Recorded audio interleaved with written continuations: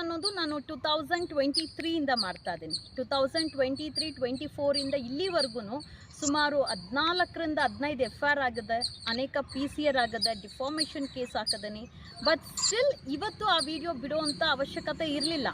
And obviously ಆ ವಿಡಿಯೋದಲ್ಲಿರೋದು ನಾನೇ ಎಲ್ಲರಿಗೂ ಕ್ಲಾರಿಟಿ ಕೊಡ್ತೀನಿ. ಆ್ಯಂಡ್ ಕೆಲವರೆಲ್ಲರೂ ಅದು ಲಾಡ್ಜಲ್ಲಿದೆ, ರೂಮಲ್ಲಿದೆ, ಮತ್ತೊಂದಿದೆ, ಯಾರ ಜೊತೆನೇ ಇದ್ದಾರೆ, ಇದು ಅಕ್ರಮ ಸಂಬಂಧ, ಮತ್ತೊಂದು ಯಾವುದೇ ಥರನೂ ಅವ್ರಿಗೆ ಬೇಕಾಗಿಂಥ ರೀತಿಯಲ್ಲಿ ಪೋರ್ಟ್ರೈಟ್ ಮಾಡ್ತಾ ಇದ್ದೀರಾ. ನಿಜ ಹೇಳಬೇಕು ಅಂದರೆ ಎಸ್, ನಾನು ಅವನು ಇಬ್ಬರೂ ಸಹ ಮದುವೆ ಆಗಿದ್ರಿ, 2 ವರ್ಷ ಜೀವನ ನಡೆಸಿದ್ರಿ, ಇಬ್ಬರಿಗೂ ಯಾವುದೇ ಸಮಸ್ಯೆ ಬಂದಿರಲಿಲ್ಲ. ಬಟ್ ಅನಿಕಾ ಶ್ರೀಗೌಡ ಅಂತ ಮಹಿಳೆ ಬಂದು ಆದಮೇಲೆ ನಮ್ಮಿಬ್ಬರಲ್ಲಿ ಸಮಸ್ಯೆ ಸ್ಟಾರ್ಟ್ ಆಗಿದ್ದು. ಆ್ಯಂಡ್ ಇದು ಎಂಡ್ ಆಗಲ್ಲ ಅನ್ನೋಂಥದ್ದು ಗೊತ್ತಿದೆ, ಬಿಕಾಸ್ ಇಲ್ಲಿ ದ್ವೇಷ ಅನ್ನೋದು ಹೆಚ್ಚಾಗಿದೆ. ನಾನು ಎಲ್ಲರಿಗೂ ಹೇಳೋದು, ನಾನು ಯಾವುದೇ ಲಾಡ್ಜಲ್ಲಾಗಲಿ ಅಕ್ರಮ ಸಂಬಂಧ ಇಟ್ಕೊಂಡು ಹೋರಾಟಗಾರ್ತಿ, ನೀನೇ ಸರಿ ಇಲ್ಲ, ಇನ್ನೊಬ್ರಿಗೆ ನೀನು ನ್ಯಾಯ ಕೊಡಿಸ್ತೀನಿ ಅಂತ ಕೆಲವ್ರ ಪ್ರಶ್ನೆ ಇದೆ. ನಾನು ಸರಿ ಇಲ್ಲ ಅಂದರೆ ಸಾಮಾಜಿಕವಾಗಿ ನನ್ನ ಒಂದು ಪ್ಲಾಟ್ಫಾರ್ಮ್ ರೆಡಿ ಮಾಡ್ತೀನಿ. ದಯವಿಟ್ಟು ನನ್ನ ಮೇಲೆ ಏನಾದರೂ ವಿತ್ ಪ್ರೂಫ್ ಏನಾದರೂ ನನ್ನ ಮೇಲೆ ಆರೋಪಗಳಿದ್ರೆ, ಯಾರಿಗಾದ್ರೂ ನನ್ನಿಂದ ಇಲ್ಲ ಮದುವೆ ಆಗಿ ಮೋಸ ಮಾಡಿರೋದು ಮತ್ತೊಂದು ಏನೇ ಇರಲಿ ತಗೊಂಬನ್ನಿ. ಇಲ್ಲಿವರೆಗೂ ನಾನು ಇವನ ಮೇಲೆ ಇಷ್ಟು FIR ಮಾಡಿದ್ದೀನಿ, ಅವನು ಒಂದು FIR ಕೂಡ ನನ್ನ ಮೇಲೆ ಮಾಡಿಲ್ಲ. ಅವ್ನು ಕಾನೂನು ಹೋರಾಟ ಮಾಡಬೇಕಾಗಿತ್ತು ನಾನೇನಾದರೂ ಮೋಸ ಮಾಡಿದರೆ. ಬಟ್ ಅವನು ನನಗೆ ಗೊತ್ತಿಲ್ದಿರ ವಿಡಿಯೋನ ಮಾಡಿಕೊಂಡು ಅದು ಸಾಮಾಜಿಕ ಜಾಲತಾಣದಲ್ಲಿ ಯಾರೋ ಒಬ್ಬರು ಬಚ್ಚಾಗ್ಲ ಕೈಲಿ ಒಂದು ಲುಚ್ಚ ಕೆಲಸ ಮಾಡಿದಾನಲ್ಲ, ಅದು ನಿಜವಾಗ್ಲೂ ನಾಚಿಕೆಗೇಡಿನ ವಿಚಾರ. ಆ್ಯಂಡ್ ಎಲ್ಲರೂ ಅಬ್ಸರ್ವ್ ಮಾಡಬೇಕು, ಅವನ ಕೈಲೇ ಮೊಬೈಲ್ ಇಟ್ಕೊಂಡು ಅವನೇ ವಿಡಿಯೋ ಮಾಡಿರೋವಂಥದ್ದು, ಅವನೇ ತೆಗ್ದಿರೋವಂಥದ್ದು. ಅದು ಇವತ್ತೊಂದಲ್ಲ, 2022 ಅದು 2022 ನಾವಿಬ್ಬರು ಚೆನ್ನಾಗಿದ್ದಂಥ ಸಮಯದಲ್ಲಿ ಅದು ಜಗಳ ಆಗಿದ್ರಿ. ಆ ಸಮಯದಲ್ಲಿ ಜಗಳ ಆದಾಗ ನನ್ನ ಕೈ ಮೇಲೆಲ್ಲ ಬರೆ ಇರುತ್ತೆ ನೋಡಿ, ಹಲ್ಲೆ ಮಾಡಿದ್ದಂಥ ಸಮಯದಲ್ಲಿ ವಿಡಿಯೋ ಮಾಡ್ಕೊಂಡಿರೋದು. ಬಟ್ ಅದು ಈಗ ಬಿಡೋದಕ್ಕೆ ಕಾರಣ ಏನಂತನೂ ಹೇಳ್ತೀನಿ. 2 ಡೇಸ್ ಬ್ಯಾಕ್ ನನಗೆ ಅವ್ನು ಹೇಳ್ದ ಬಿಡ್ತೀನಿ ಅಂತಲೂ ಹೇಳ್ದ. ಕೆಲವೊಂದು ಕೇಸಸ್ಸು ವಾಪಸ್ ತಗೊಂಡಿಲ್ಲ ಅಂದರೆ ಬಿಕಾಸ್ ಒಂದಷ್ಟು ಕೇಸಸ್ ಎವಿಡೆನ್ಸ್ ಅಂತಕ್ಕೆ ಬಂದಿದೆ, ನಾನು ರಾಜಿ ಹಾಕ್ತೀನಿ, ಅದೇನಿದೆಯೋ ನಿಂದು ಕೊಟ್ಬಿಡ್ತೀನಿ ಅನ್ನೋಂಥ ಮಾತುಕತೆನೂ ಆಗಿತ್ತು. ಬಟ್ ಸ್ಟಿಲ್ ಅವನು ಯಾಕೆ ಈ ವಿಡಿಯೋ ಬಿಟ್ಟಿದ್ದಾನೆ ಅನ್ನೋದು ನನಗೆ ಗೊತ್ತಿಲ್ಲ. ಇನ್ನೇನು 28ನೇ ತಾರೀಕು ಕೋರ್ಟ್ ಇದೆ, ಆ ಕೋರ್ಟಲ್ಲಿ ಕೊಡುವಂಥ ಕೆಲಸ ಮಾಡ್ತೀನಿ. ಇಲ್ಲಿವರೆಗೂ ನಾನು ಕಾನೂನು ಮೀರು ಎಲ್ಲಿ ಹೋಗಿಲ್ಲ.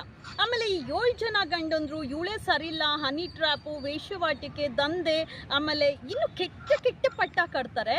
ಒಂದು ಹೆಣ್ಣು ಆ ತಪ್ಪು ಕೆಲಸ ಮಾಡಿದಳೋ ಮಾಡಿಲ್ವೋ ಗೊತ್ತಿಲ್ಲ, ಆದರೆ ನಾನಂತೂ ಮಾಡಿಲ್ಲ.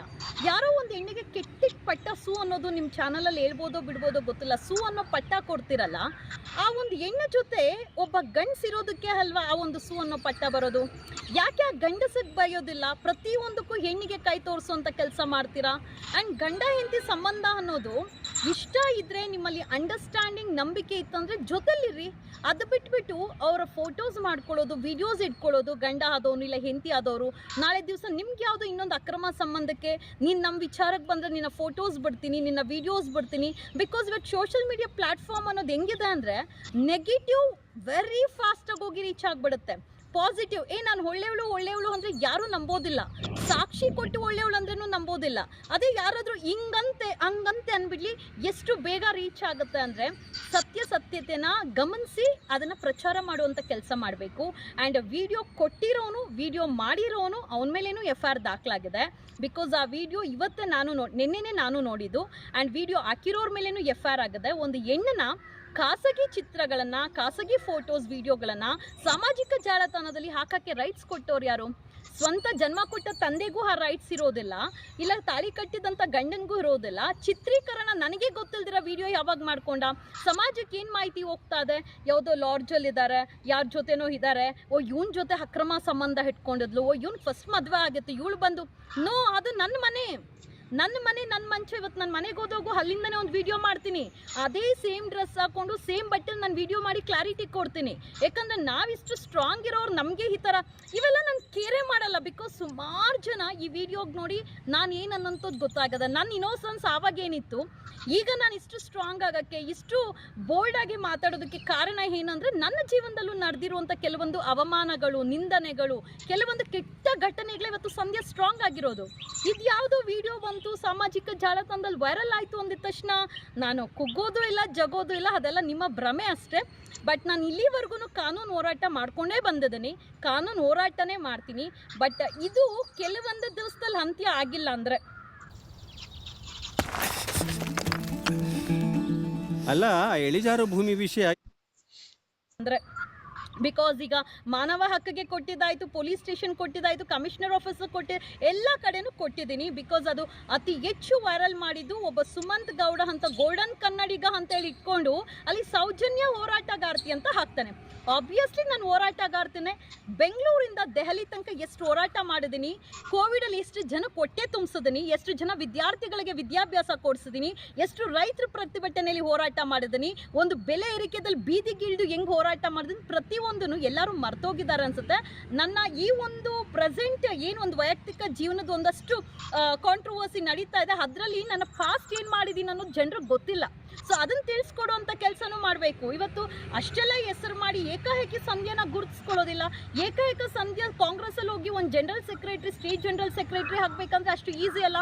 ನನ್ನ ರಾಜಕೀಯ ಶ್ರಮ, ನನ್ನ ವೈಯಕ್ತಿಕ ಜೀವನದಲ್ಲಿ ನಡೆದಿರುವಂಥ ಕೆಲವೊಂದು ಕೆಟ್ಟ ಘಟನೆಗಳು, ಸಾಮಾಜಿಕವಾಗಿ ನಾನು ಮಾಡಿರುವಂಥ ಹೋರಾಟಗಳು, ಪ್ರತಿಯೊಂದಕ್ಕೂ ದಾಖಲೆ ಇದೆ.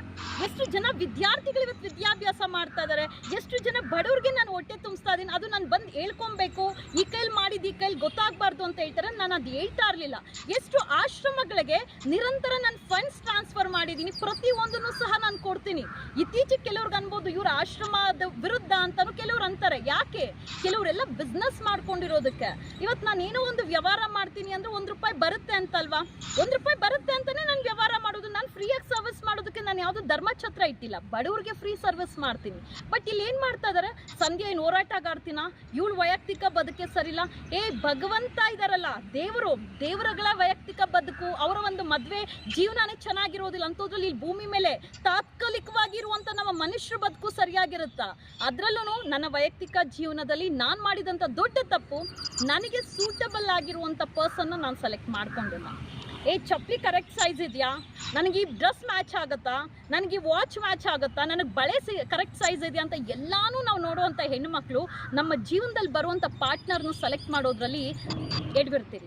ಅದೇ ಥರ ನನ್ನ ಜೀವನದಲ್ಲೂ ನಡೆದಿದೆ. ಸೊ ಅದನ್ನು ಪಾಸ್ಟಲ್ಲಿ ಬಿಟ್ಬಿಡಬೇಕು. ನಮ್ಮಲ್ಲಿ ಇರೋವಂಥ ವ್ಯಕ್ತಿ ಯೋಗ್ಯತೆ ಇಲ್ದಿದ್ದವ್ರನ್ನ ಬಿಟ್ಟು ಜೀವನ ಮುಂದೆ ಹೋಗ್ತಾ ಇರಬೇಕು. ಇವತ್ತು ಯಾರನ್ನೋ ಇಟ್ಕೊಂಡ್ಬಿಟ್ಟಿದ್ದಾಳೆ, ಯಾರನ್ನೋ ಮದುವೆ ಆಗಿಬಿಟ್ಟಿದ್ದಾಳೆ, ನನ್ನಲ್ಲಿ ಯಾವುದಾದ್ರೂ ಆ ಥರ ಅಕ್ರಮ ಸಂಬಂಧ, ಅನೈತಿಕ ಸಂಬಂಧ ಇಲ್ಲ, ಬೇರೆ ಏನೋ ಒಂದು ಕೆಟ್ಟದಿದ್ದಿದ್ರೆ ನಾನು ಯಾಕೆ ಸಾಮಾಜಿಕ ಜಾಲತಾಣದಲ್ಲಿ ಇಷ್ಟು ನೇರವಾಗಿ ಬಂದು ಅಷ್ಟು ಕೆಲವೊಂದು ಕ್ಯಾಮ್ರಾ ಮುಂದೆ ಬರೋದಿಲ್ಲ ಅಷ್ಟೇ.